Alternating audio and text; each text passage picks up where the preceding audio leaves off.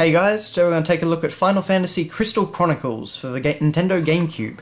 And in fact, this was actually the first Final Fantasy game on the Gamecube in, I think it was nearly a decade at this point, so, you know, that was a pretty big thing.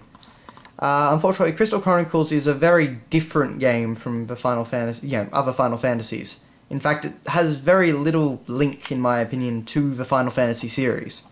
This isn't a bad thing at all, but at the time I was kind of hoping, this would be the big Final Fantasy return to Nintendo, but anyway.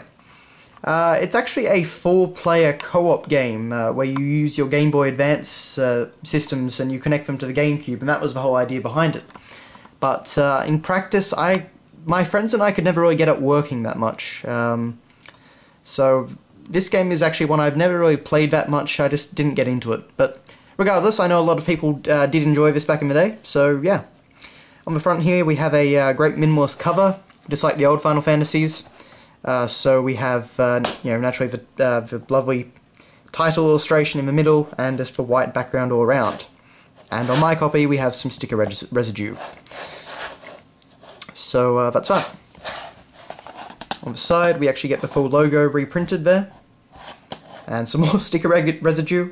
EB Games used to love to fill these things up with stickers. On the back we get this rather nice CG render of the Crystal Caravan moving over the hills, which look very nice. And yeah, we get a couple of screenshots.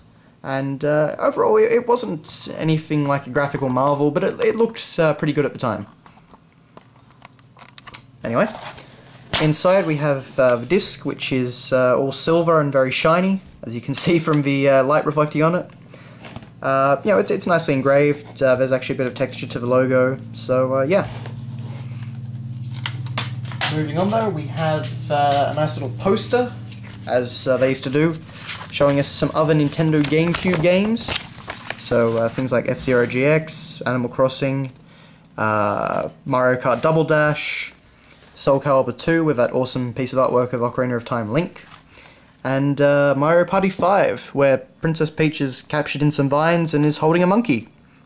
I never played Mario Party 5, and yeah, that doesn't make a whole lot of sense to me. And then on the back, we actually have a nice ad for Super Mario Bros. 3 Advance. Or actually, sorry, Super Mario Advance 4, because I can't remember what exactly they put in front of it, but they put something in front of it. Possibly Lost Levels, I guess, but anyway. And it's actually the original piece of artwork, as you can see by the classic King Koopa design there. And yeah, it's just a nice little poster. Moving on though, we of course have our manual.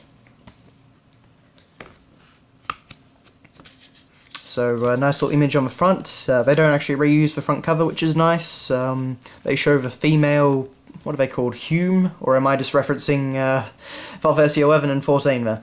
Anyway, we've also got a little fat Moogle up there, and yeah. So we have a full colour manual. Some very nice artwork to start off there. It had a very unique art style, something very much outside Final Fantasy's norm. Nice little prologue to the game there. Some more artwork, overview of controls and such. It's a pretty thick manual actually as well, as you can see. It's got a lot of meat in it. We've got these nice little decals on the side of everything, all the pages. We've got little screenshots of everything, little things in the background like that, which is, I believe, a water drop dropping in a pool of water. Anyway, so it's just a very nicely presented manual overall. Little Moogle, little, I don't know, there was a little map there anyway, so yeah, right there, the village of Tipper.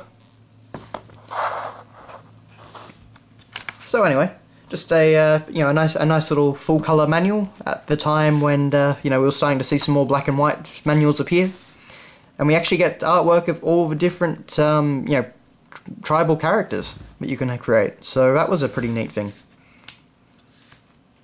It's very rare that they do that. In fact, I think the last time I saw something like this was in the Japanese manual for Final Fantasy V. So yeah. Anyway, that's the manual. So that has been your look at Final Fantasy Crystal Chronicles on the Nintendo GameCube. Thanks a lot for watching, guys, and I'll see you later.